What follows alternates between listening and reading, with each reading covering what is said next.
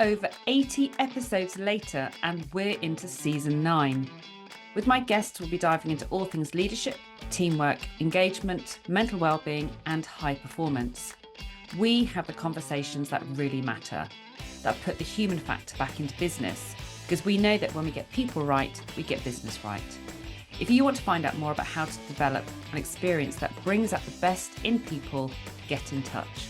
I'm your host, Lisa, psychologist and psychotherapist and founder of It's Time for Change. Thank you for joining me on Beyond the Water Cooler.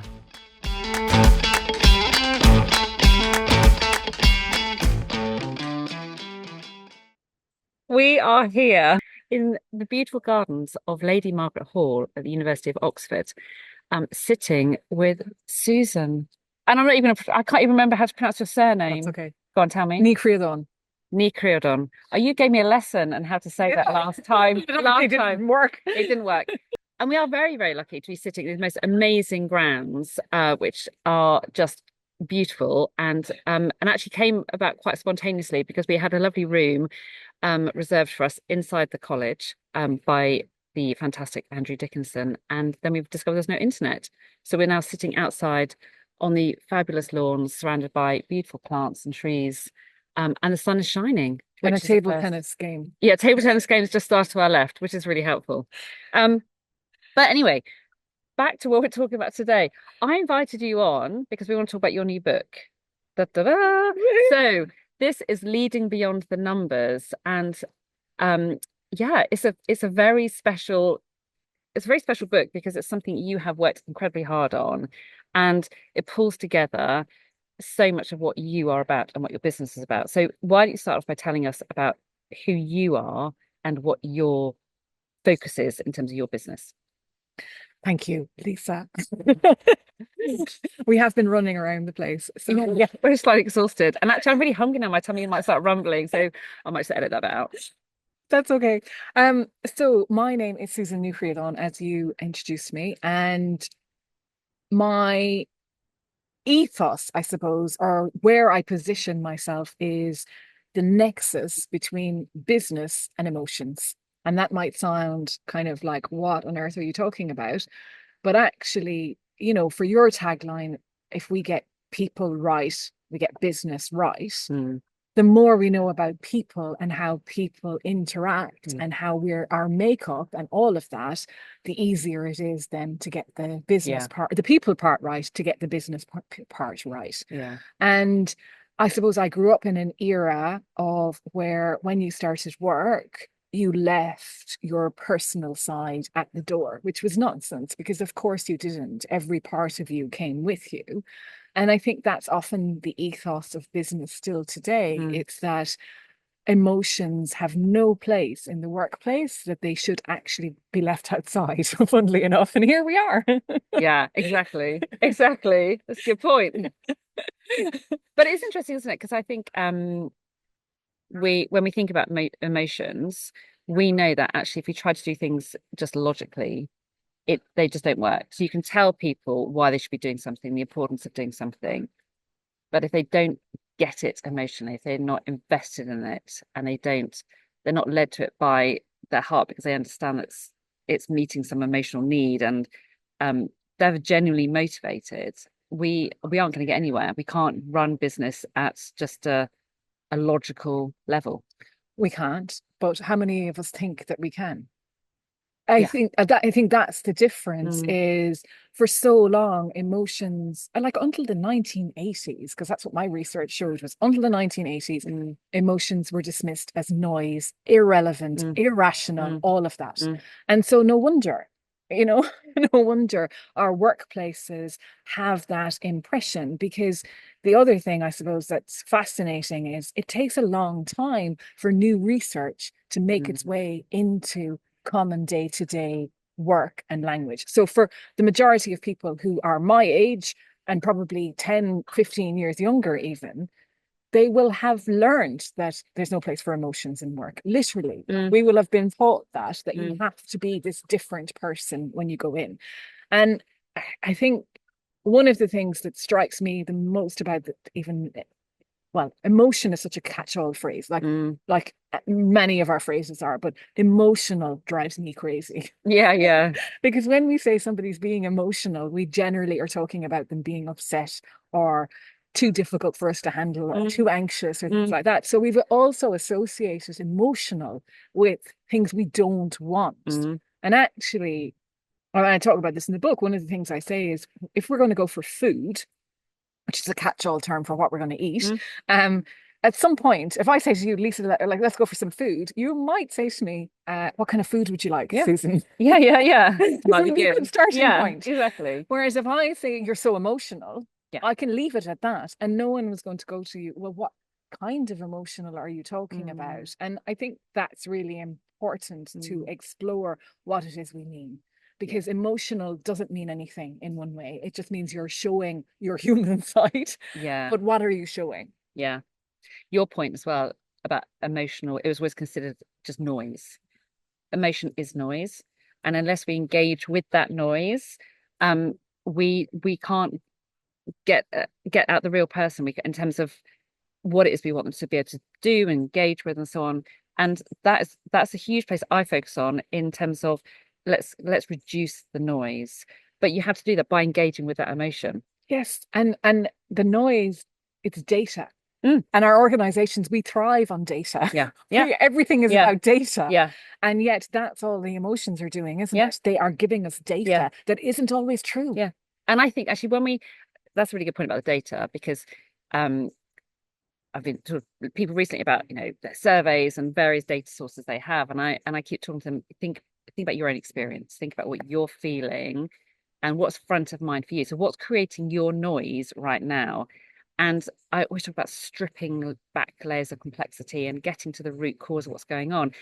And actually, that's just looking inwards and thinking, what is causing me a bit of a headache at the moment because it's creating so much noise and it's making me feel some emotion, and I just need to tap into what that is, why I actually need to deal with it, because how's it impacting me, like in terms of that self-awareness, and what can I do about it? So it's almost kind of that need to focus in on who we are and what our emotional status is so important, rather than all the solutions are out there. I need another expensive program to come and tell me what I should be doing, or some training, or just connect inwards. I know it's I think because we're all human, we assume that we don't really need to get to know how we work Yeah, because we've gotten this far. yeah. And I think that's the thing, isn't it? And I had my eyes opened, I suppose, to the importance of looking in or Mm, mm, understanding feelings and emotions and also leveraging them that it and my body, other parts of my body as well. And that just changed how I saw the world and interacted with mm, the world and in the world. And it makes life much easier. mm, And we spend a lot of time, I think, in organizations in particular, being upset perhaps about how somebody's treating us or how stressed we are or whatever. And it's all down to us. Of course, the situation and circumstances mm. add to that, but the feelings that we conjure up inside of us are our feelings, and we are the ones that can do something about it. You know what? It reminds me of a recent guest of mine, Greg Brown, was talking about one of his key messages when he was on the podcast was get a PhD in yourself. And it is that sense of if we could all become and he's someone, there'll be some people who listen to this go a bit skeptical and going, oh, all that sort of kind of nonsense about um being self-aware and stuff and sort of that kind of soft stuff. Greg is someone who works with big organizations. He's on the stage talking at big events. He talks about the future of work. He's all about leadership, it's and culture and change and how to motivate people. He does his research, and his big takeaway, his big piece of advice was the PhD in self-awareness. So it's vital, isn't it? Yeah, and that's probably one of the key messages in my book is start with yourself. Yeah, You have to start with yeah. you. And I think that was the thing that sparked me as well in the beginning was because when emotional intelligence, that phrase that annoys me now, Yeah, yeah, yeah. frankly, when that came out, we focus so much in organizations on emotional Mm, intelligence. And to me, and maybe this was my interpretation of it, but to me, what emotional intelligence meant was I could detect emotions in other people and knew mm, how to handle them. And actually, that is just, I mean, first of all, why we assume that intelligence has to be cognitive, mm. that we think about emotions when actually we feel You them. feel them. Yeah, Yeah. it's the sensations Yeah. inside of ourselves. And you know, doing that for the first time, sensing what you're feeling thoughtfully Mm, and actually putting your intention or your awareness to it is not something everyone is mm. aware of or that they can do. And in trainings, we do this with people. Like, how do you know you're stressed? Yeah.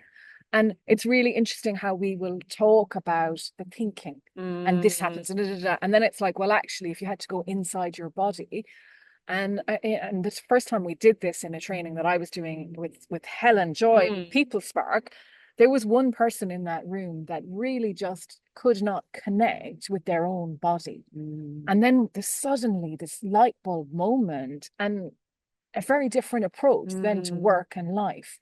And that's so powerful. You can do that for yourself. You don't need, Yeah. yeah, And you need to be able to do it for yourself. If yeah. you're then expecting to do it for other people, you've got to have self-awareness and self-regulation before you can start trying to help other people. And there are so many people who are responsible for others, but they don't have the self-awareness or the skills to manage themselves and be conscious about how they show up and how to manage that before they're expected to go off and address it for everyone else. And I think that's how we end up with the culture of burnout and Yeah, busyness so easily yeah. because we're unable to regulate our own Mm, state. mm, So then we're all dysregulated together mm. and we actually don't even know that there's a way out. Yeah, And you can't because when you're stressed like that, your imagination, everything gets shut down. yeah. It completely switches off the when we're stressed, our imagination completely takes over. It's our cognitive brain shuts down. We are unable to think logically and rationally and to problem solve and do all the stuff that we need to do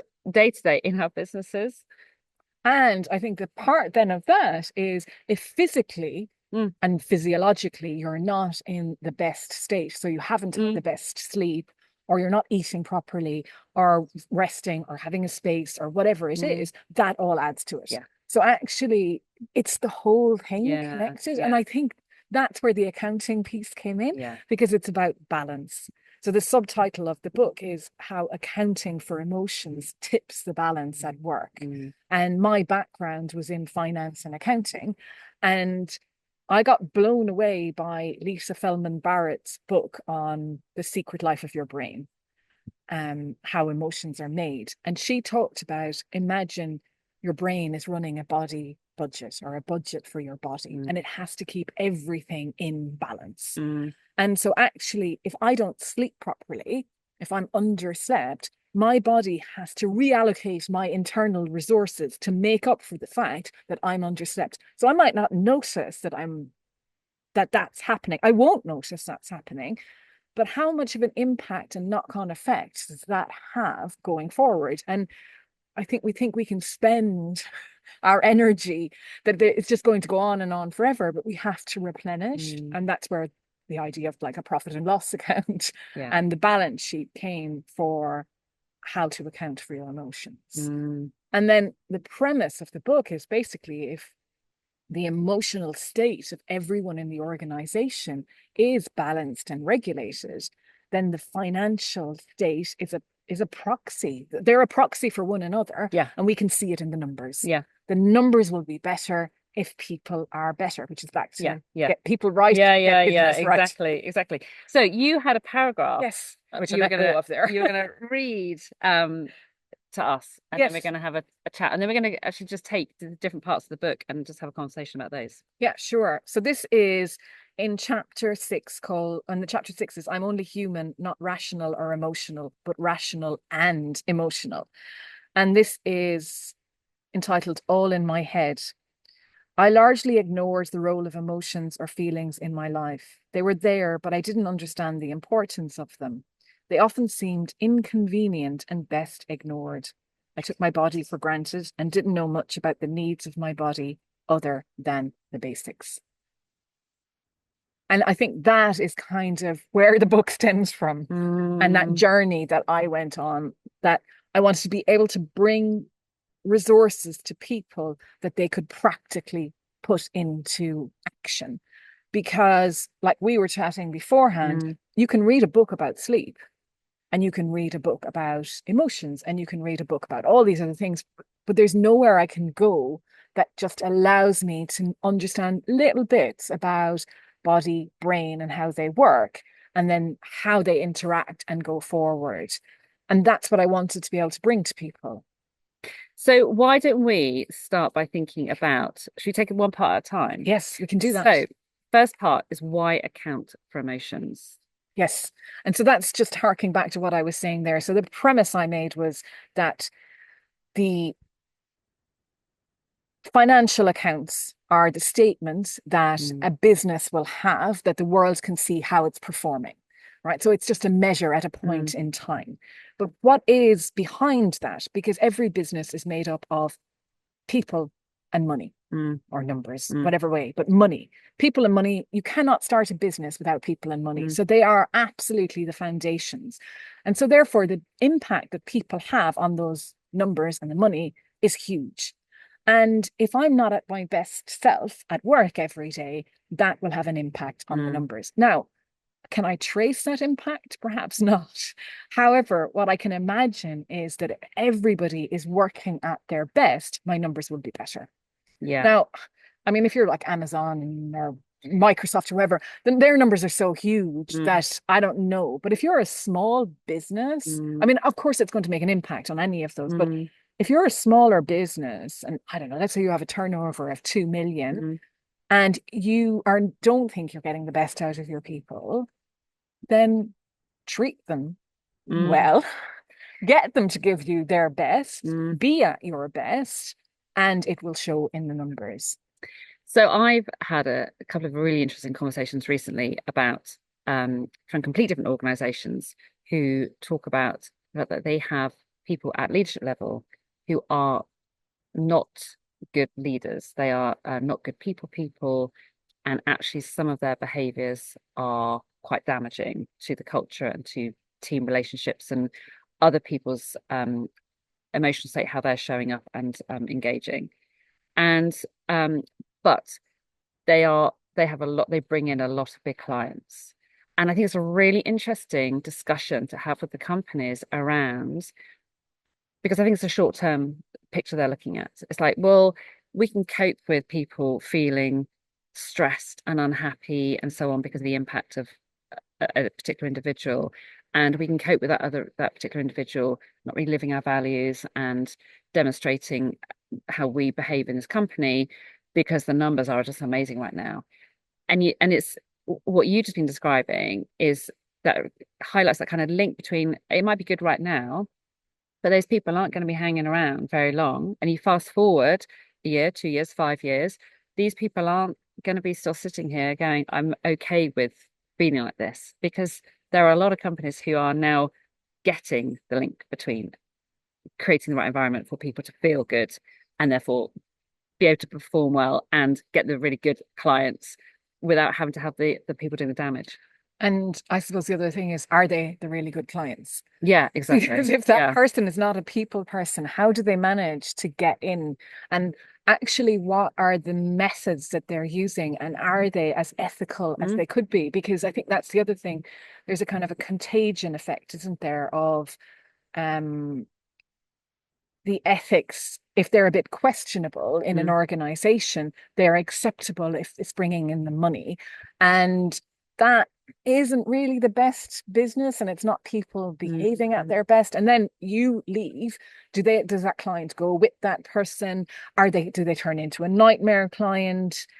And should you sacrifice the long-term health of your employees who Yeah, are ultimately going to service that client yeah, for the short-term glory of bringing in a great client? yeah, yeah. How do you know? Is it just because the money is big, and is that how you're measuring it? And I Mm, think we attach so much feeling and emotion, mm-hmm, funnily enough, mm, to money. mm, And we set a figure in mind that we want to bring in this year. So mm, actually, I think what we're doing is limiting ourselves as well. Because if we say we're going to bring in, I don't know, 15 million in new clients this year, then that person is going to go out and get 15 million from Regardless. hell or high Yeah, water. yeah.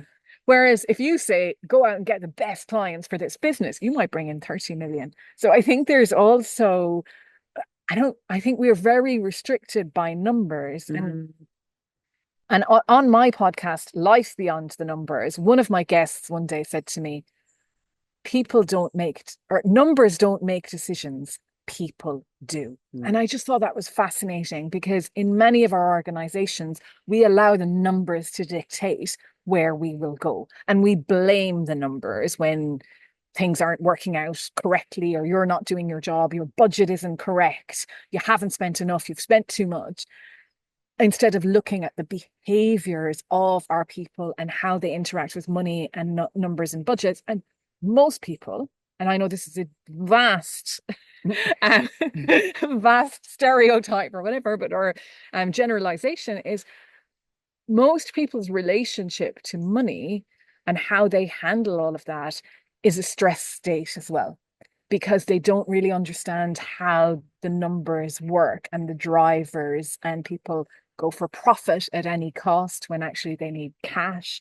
And that's one of the things I do in this part as well, is talk about how you can't make a profit at any cost, Mm. because actually at some point you need to spend money. It's not Mm. just about making profit at any cost, because you have to keep an eye on the cash flow and the cash Mm. coming in and out, and you are going to pay people and you're going to do the other things.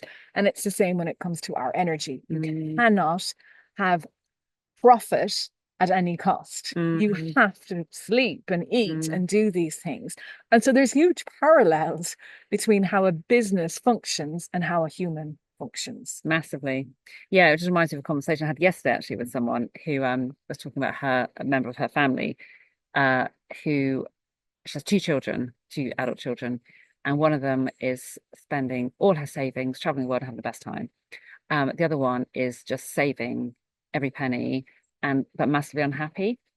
And it's just that but our relationship with money, and what our beliefs around it, and yeah, just what we think is the right thing to do is so odd often with actually what brings us genuine happiness. And obviously if we're happy, we perform better. We ping up with new ideas, we're creative, we're like, you and I this morning, good example.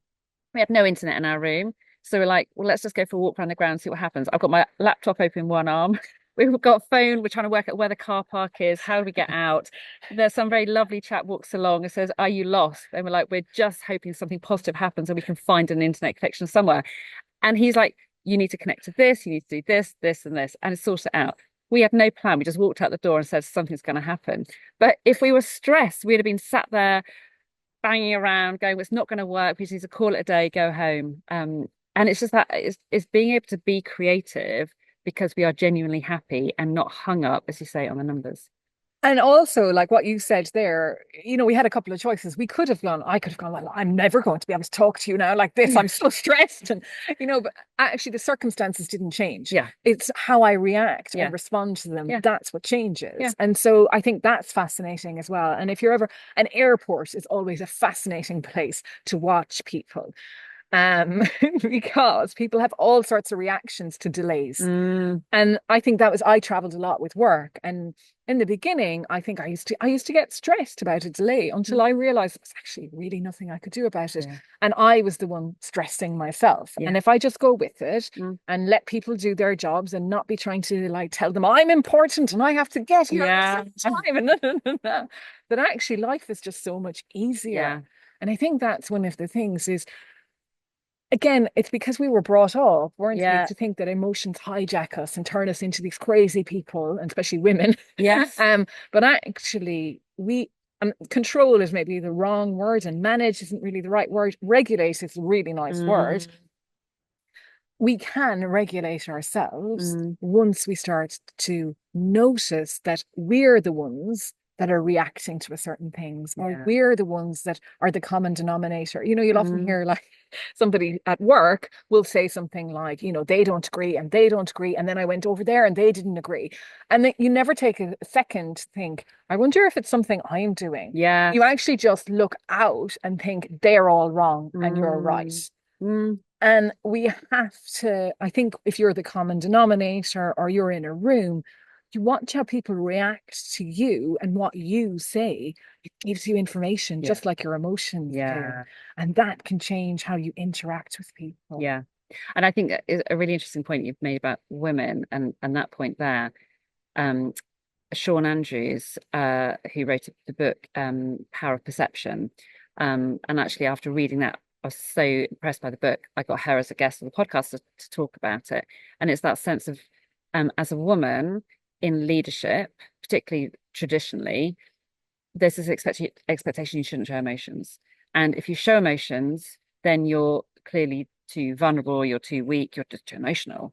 And it's actually, and I think there's a real shift now. You're seeing actually people embracing people being more emotional and more just more emotionally in tune, engaged, kind of aware, noticing, and actually they are beginning to leave some of the um I would say older leaders, the ones who are a bit more stuck about we don't need all that nonsense. The kind of minority majority things shifting a little bit. But I think it's really interesting what people have been afraid of and saying, I've got to blank myself. I've got to just appear hard because my feedback when I'm in this organization and I'm going to every meeting is that I'm too emotional. So I've got to switch off my emotions. And I think there's a really important decision for people to say there, do I actually switch off my emotions? Is it me? And I am responding in a way that's not helpful, or is actually the environment not right for me? Because there is that big question as well, isn't there? There's that question. And also it can be pointing to data because one of the things I was finance director of an international organization. And when I look back on that job, which was really stressful and everything, and some of it I definitely can see I brought on myself, but oftentimes I was the only woman often in a room with the directors, and I would often end up in tears. Mm, And after a while, I was able to do that. I was able to shut down that side. mm, God knows where it went, but for a while. And I was quite proud of myself. So I would go into the bathroom before the meeting and I would look at myself in the mirror and say, I'd say you don't need to cry during this meeting.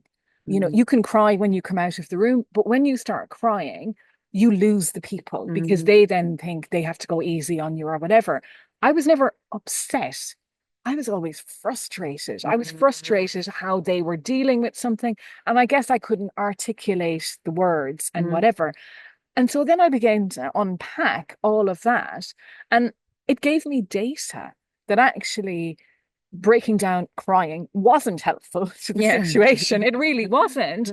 But also, the frustration needed to come out. I Yeah. needed to be able to articulate that. And one of the ways I was able to do that was by talking to myself, saying, Yeah. and often I would go away and cry afterwards. Mm. But it's funny that I broke a cycle or a pattern as well because I say I don't know where it went, but actually I think I managed to overcome that side, and it rarely happened after that. Mm. And so there's also, I think we can talk to ourselves in a way that bypasses something inside of us that helps that part who's only trying to protect us. I mean, that Yeah. crying Yeah. part of me Yeah. was just saying, get out of here. These people are bullies. They were. Get out of Yeah. here. You're in danger. You're in danger. Cry. That will get Mm. you out of here. But it wasn't helpful Mm. to what I wanted to achieve in that role But you need to acknowledge it and and not kind of, deny it. yeah, not to deny it. And I think so many people suppress those emotions because they don't want to feel them or they don't feel that they have permission to feel them or express them. And it is definitely around, that whole conversation around bringing your whole self to work. Well, actually, you need to think about what is appropriate at different times, but you can't just suppress everything because you then end up feeling like a pressure cooker, just everything building up on one day. The top is going to go. And it will. Yeah. It Yeah. will, Yeah. yeah. And you can see that. You'll see that happening. I mean, I think we see it all the time. And in America, you see it when people end up Mm, shooting, yeah. offices and whatever. But I mean, that's an extreme example, obviously. But it's okay. We're human, we're Mm, emotional mm, and rational. And, my training was in accounting, mm. and I prided myself on my rational, objective Yeah. side. I really did. And I really firmly believed that I left emotions away Mm, outside, and they didn't come with me. And I think that perhaps even confounded the crying in a meeting mm. because it was almost like, what the hell is Yeah. going on here? Like, this is just not helpful. Um, But I think even so, my training, I'm a psychologist, but even when I think about my training and I think about my early years of practice, it wasn't emotion led. It was, got stuff around diagnosing and assessing and kind of working out plans and stuff. But the the emotion, the kind of connection with emotion and stuff was never as kind of up there, like it was never center as it should be. I mean, and maybe that's a time thing as well, because that's going back quite a long time. But you just think there's if we can tap into people's emotions, it really helps move people on. yeah. And again, you have to start with yourself. Yeah. And I think that's one of the amazing things is you can cultivate it. Mm, You mm, can wake up and not feel great for whatever mm, reason and not want to hop out of bed and all of that kind of thing. But even walking here to meet you mm. today, I'm just looking at the green trees and the blue sky. Okay, it's clouding over now, but Yeah, there's yeah, like, and it's like the little wonders of seeing ducks in the Thames Path yeah. or whatever. And it's like suddenly I think it's coming outside of yourself. And one of the most amazing ways of doing it is looking at the stars in the sky. Because Mm. when you see at night, if you can, wherever you live, Yeah, and you can see stars and you just look up and you're this tiny little tiny person, why would the world revolve around you? It exactly. doesn't. And it's so that sense of perspective. My way of doing that is standing on top of a mountain and Yeah. realizing I'm so insignificant. And but I think as soon as we can get out of our head and looking around and going, actually, I just to ground myself. I need to remind myself what's really important. Um, and I think as soon as we stop focusing on like the numbers, but you've got a goal, you've got to bring in whatever income, you've got to do this, that, and the other. And actually we just give ourselves permission. It takes courage from leaders, but to go a bit more with the flow and to trust people that they'll do the right thing because they're motivated, they're invested in it, they want success. It's what they're doing is meaningful and purposeful. Actually, that's when the real magic happens. Yes. Should we move on to part two? Yes. Human beings. Yeah, so this one is split into three chapters, and it's accounting for the brain at work, accounting for the body work at work, and reconciling brain, body, and behavior. And the brain chapter is really about our neuroplasticity and how we can change our brains and we can change our patterns and form new ones. And I think a lot, again, I was brought up to think that after a certain age my brain wouldn't change. Yeah. It's absolute nonsense. And one way I've done it for myself even is take a different path home, like actually walk home a different way, because then different neural pathways start firing, and I get interested in different things, and always exploring, being curious is a great way of changing that neuroplasticity. Mm. But I think if we think about Hang on, I'm gonna pause. okay. Oh yeah. Hang on, I'm actually going to do Oh yeah. So that that person can pick it out. just because we're going to restrict here. Yeah. That's when it comes back to your flow. You're talking about neuroplasticity. Yeah. And I was going to go somewhere and now it's kind of gone. But never mind. It'll come. No, it's fine. It'll come up I just somewhere wouldn't else. have heard it. Yeah. Um, walk a different path. Oh yes, culture. I was going to talk about culture. Okay. Yeah. Okay. Oh, yeah, it's still recording. We just clapped. Go.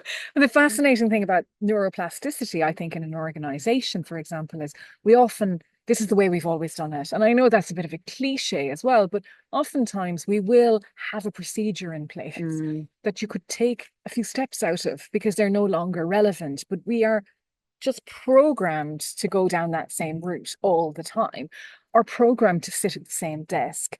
And I think that's what causes angst when you say to somebody, I'd like you to sit over there and not here. And that person is so used to walking that pathway, literally and metaphorically, every single day to their desk, that causes consternation in their brain. And you have to be able to explain to somebody the reason why we want to make changes. And Mm. I think that's why a lot of time change doesn't work. So that's it's a lot about neuroplasticity and how our brain functions and just things that you may not really have come across, or you may have, but you found it a bit difficult to digest, because I just try and make it simple. That's the whole Mm. idea. So that you then can decide, well, I like to know more about that, and you can go off and follow Mm. the person who wrote it. And then the body, I talk about the body budgeting that we chatted about Mm. earlier on, but also just about being conscious of your heart, how emotions are swirling around, the sensations that we feel inside, and your gut. And again, you might not be interested in any of them, but you might. And you can see, I think the whole thing is to try and see then in the reconciling how they come together Mm. and how behavior comes out of, and make yourself. I love the PhD, because I Mhm. would say study yourself, Yeah. because there's no point in studying someone else, because that's the thing that's also key is you never, ever, ever know what is going on inside somebody else. No. I can sit here going, well, Lisa looks very relaxed. She's Mm. sitting here chatting, Mm. but actually maybe Lisa is preoccupied. I'm not saying you are, but you know what? Yeah, yeah, yeah, You could have come completely. here Yeah, with anything. Like even your hunger yeah, might be yeah. going, now, come on, eat. It's like your turn. But you know, there are Yeah. things happening inside of all of us, and what you see on the outside is not necessarily what you're getting. And I think the simple is so important because just being introduced to ideas about not taking things at face value. Now we know if someone's to say that, like you just described that brilliantly, it's like, oh yeah, that's quite obvious really. But we don't take time to remind ourselves of these things and to process it and actually then to think, okay, I'm actually going to think this afternoon when I have a meeting with so and so, what I'm seeing is not necessarily what they're experiencing. I think that's so important. And when you ask questions, you know, about your body and your heart, and it might just prompt someone to think about, okay, actually, how am I feeling now? Or, a classic question I'll ask people is, how will you know that your emotional arousal is increasing? I'm like, well, I don't know. Yeah. And like, so if I ask kids that, they're like, well, this, and this, because they're now being educated at school. But a lot of people in the workforce have no idea until it's got to the point where it's a very big emotional response. And then they are very aware, and so are most of the people around them. But in terms of those early signs, when we are, our cognitive brain's still able to function well and be able to step in and make some good choices about, okay, what can I do now to take myself off and calm myself down? We don't know those signs. So what your prompts and just explaining it might not be someone's what they think they would normally be interested in, but it's just prompting people to begin to be a bit more self-aware and think, actually, yeah, that does resonate because actually I have noticed that my heart is beating faster, or I tend to, people pick, or their muscles are tensing, or I've got this inner voice telling me I'm useless, or whatever it might be. Or even a headache. Yeah. And I think that's like Lisa Feldman Barrett says, changes in heart rate are inevitable throughout your life. Yeah. The emotional meaning is not. So you Yeah. you have to figure out what's going on. And if your heart rate is increasing, is it because you're out running? Yeah. Or Yeah. Yeah. is it because you've seen somebody who just looks amazing Yeah. or Yeah. whatever? Yeah. Your heart skips a beat. There's so many different reasons that your Mm. heart might increase. But it's data. It's giving you data, Mm. and we ignore our body. Mm. And like, a lot of the books I've read and everything say we go to work from the head up. We just Yeah. we kind of disregard the rest.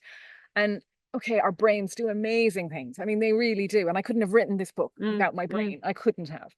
But there's further intelligence to be gleaned. You Yeah. don't have to do everything your heart says or your gut. But if you're able to like have a conversation with all three or Mm. take them into account, Mm. then maybe it'll change an outcome. And I think Yeah. the funny thing about all of that is we often know in hindsight that we got a warning or a niggle Yeah. and we didn't listen to it. And Yeah. we kind of go, I knew I shouldn't have taken that job, Yeah. or I knew I shouldn't have had that conversation with somebody today because I was feeling rough or whatever. Yeah.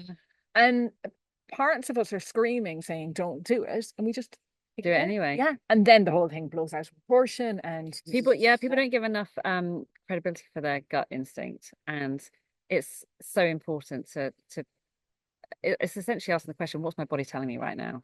And if we think about that, and our I always often talk about it being outward behavior in terms of behavior as a form of communication. So what is my behavior communicating to myself or others right now? But it's also internal, like how's my body behaving right now? Like what's my body doing? Because that's communicating something.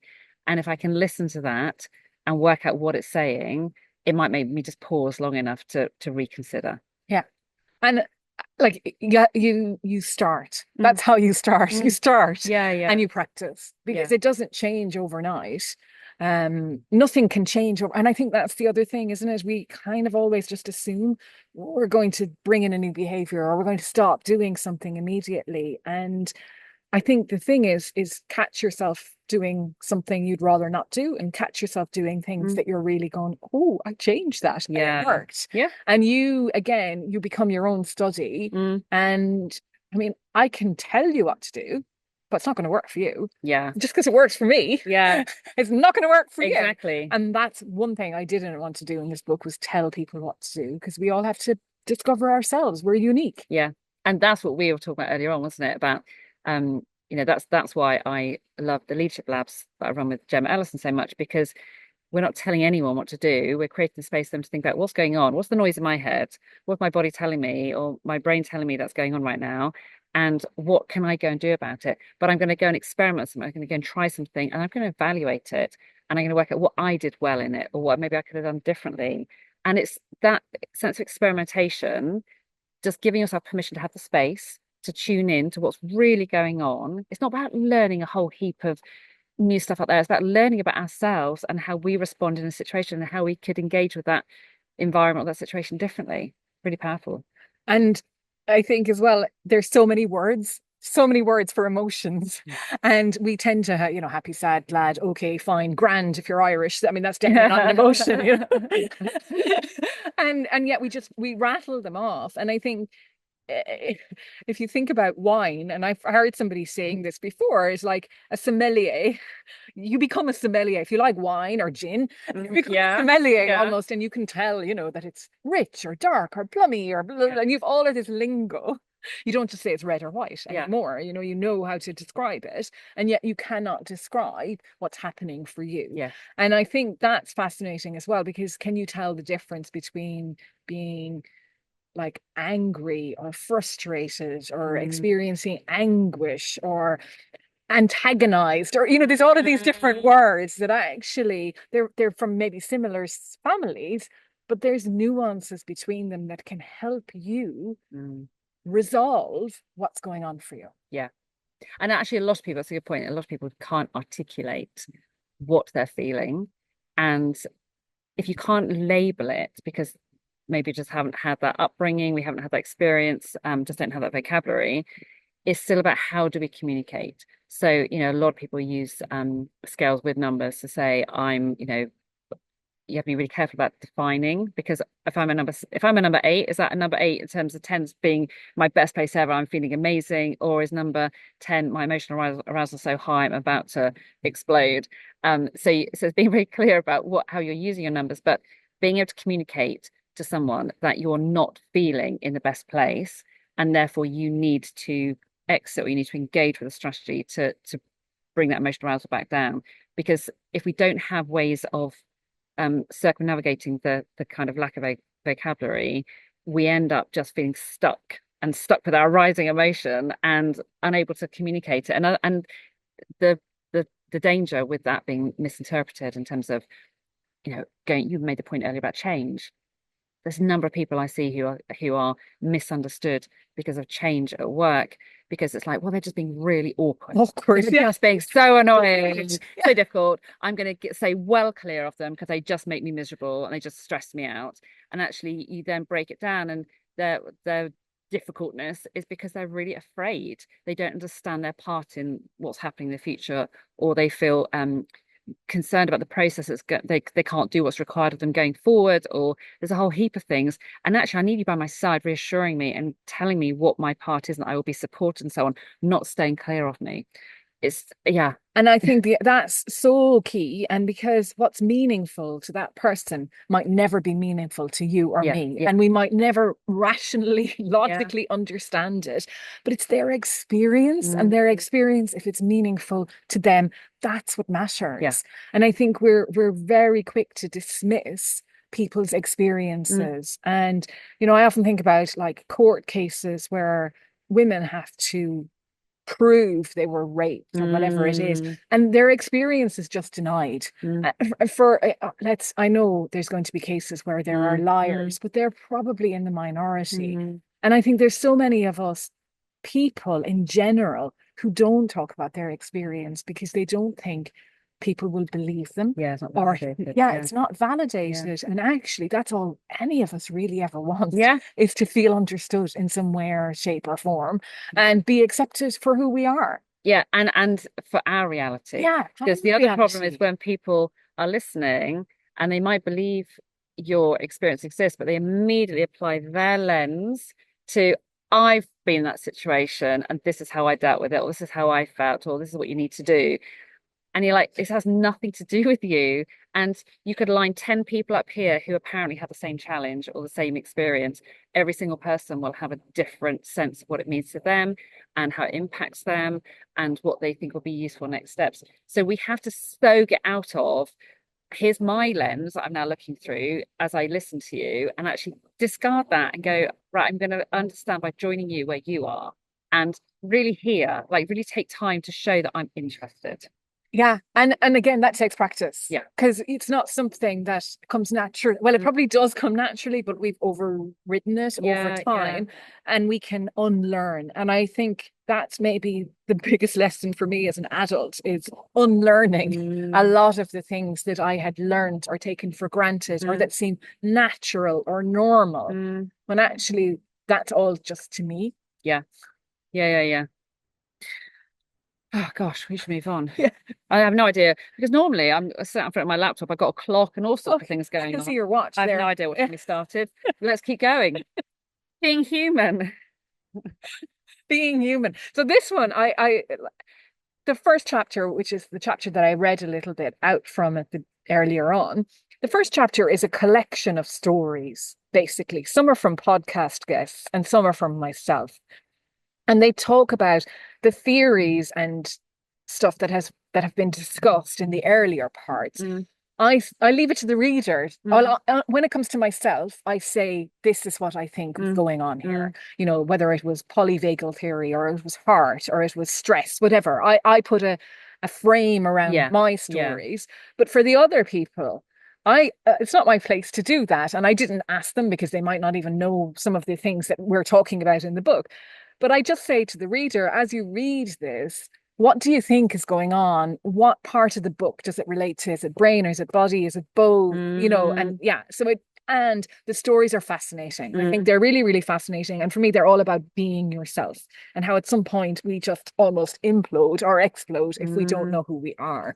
And then accounting for emotions. So actually, what would you do to account for your emotions? And what I do is I take the balance sheet. And if for those of you who are not familiar with the balance sheet of an organization is just a statement at a point in time of how much the business owes, and what part of it goes to out in equity as well, mm, the kind of what's distributed amongst people. And I say, well, actually take a person, and our assets are our humanity, our aliveness, and so on. Our liabilities, which is what we owe. We owe our life to death. It's mm, coming for us at some mm. point. Yeah. And then our equity is perhaps our essence. Maybe it's something different for you. Maybe it's your vitality. You might have your own word, but decide what it is for you and watch as you go to a new job or as you go through life, what's going into equity and coming out of it. Because actually, we Mm, can go through a difficult time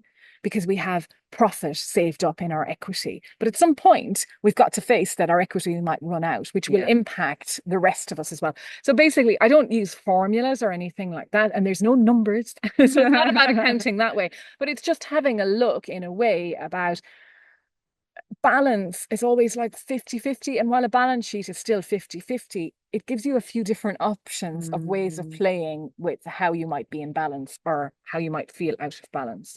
And that's what that I is. like that. And I think in terms of yeah, there aren't lots of numbers.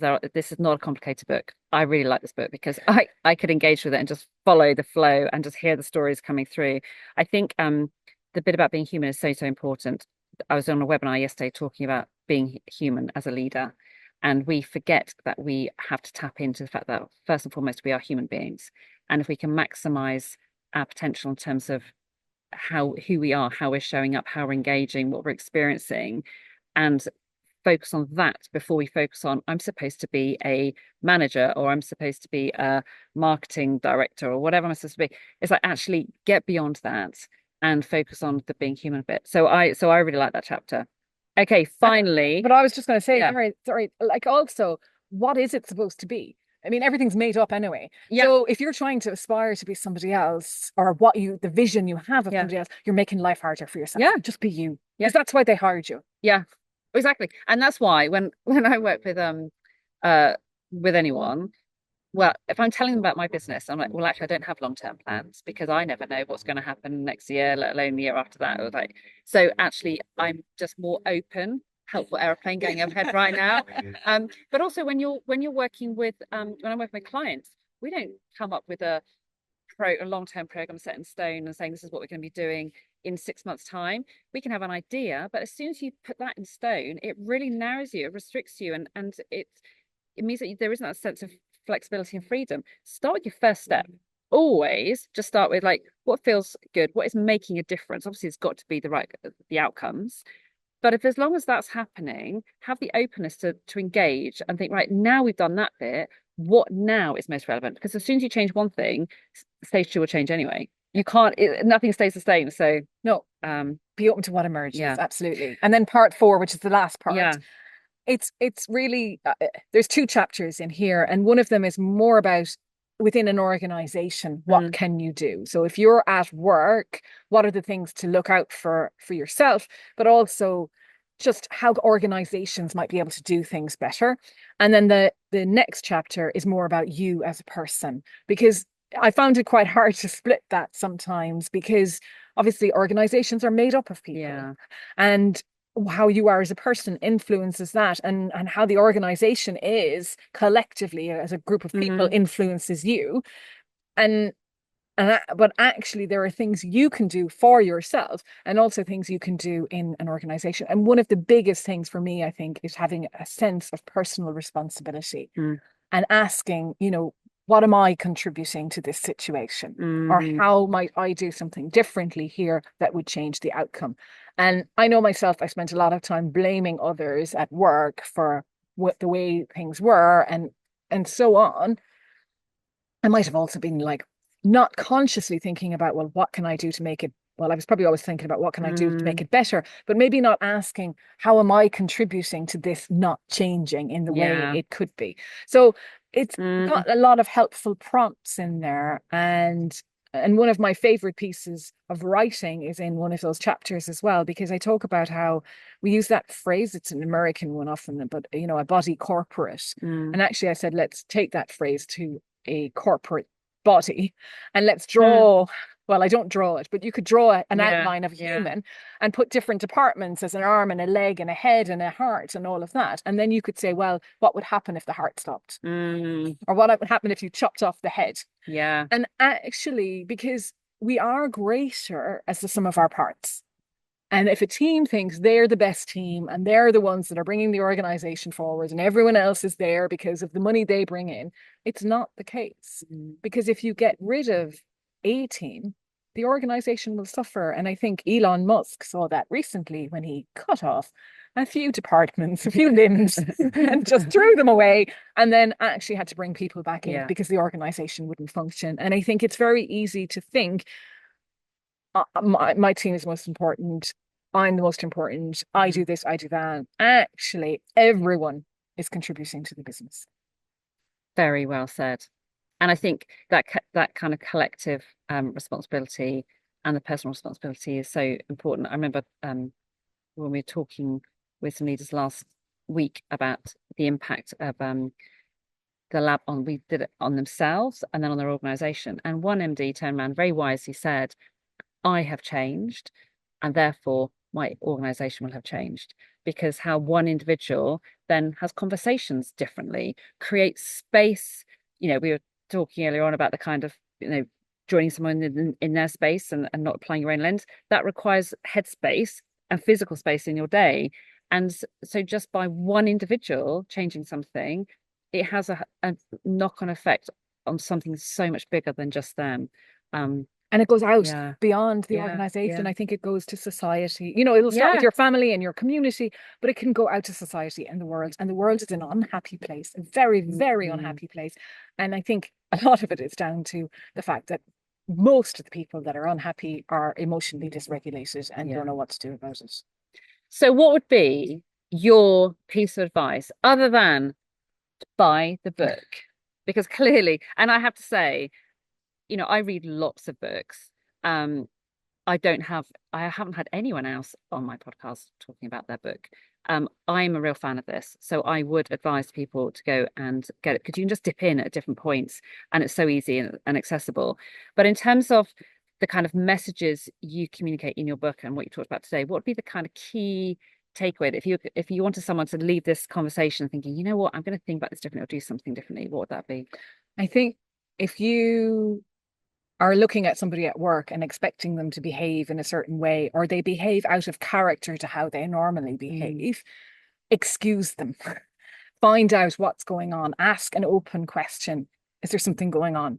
And the person will decide whether they want to engage with you or not, but don't make an assumption. Don't decide that Lisa is going downhill these days because she doesn't come in at 9 o'clock every morning or whatever. And you probably won't work out what's going on, but I think give people the benefit of the doubt, because you'll do it for yourself. Yeah. So if you're late for work, you will excuse yourself, but you might not excuse the other. And I think learn to think about what's going on for the other. That's the best thing you can do. It's a really good piece of advice. It's like the whole road rage thing, isn't it? If someone cuts you up, you could get very angry with them, or you could say, well, maybe someone's driving, their wife's in labor, they're trying to get to the hospital, and it's entirely how you think about that in terms of it. If that drives your behaviour response. And I think we're done. I think we're done. We have a low battery warning. It gave us a little warning a couple of minutes ago, and now it's going, I'm about to officially die. And I can feel my own data warnings inside of hunger as well. Susan, thank you so much for joining me. I'm assuming it's still recording. Who knows? We have no idea. We don't even know if the mic's working. No, but thank you. I have loved that. And I've loved the first podcast outside. Yay! Yeah, lovely, isn't it? And we managed to do it without too many airplanes going over or too many people playing table tennis. Thank you once again. Thank you, Lisa. It's been a pleasure. What have you taken from that conversation to think about or do differently? How has that inspired you to develop practice to bring out the best in people, including yourself? This podcast gets more listeners when people like you give a thumbs up on Apple or wherever you listen, and especially if you leave a short review.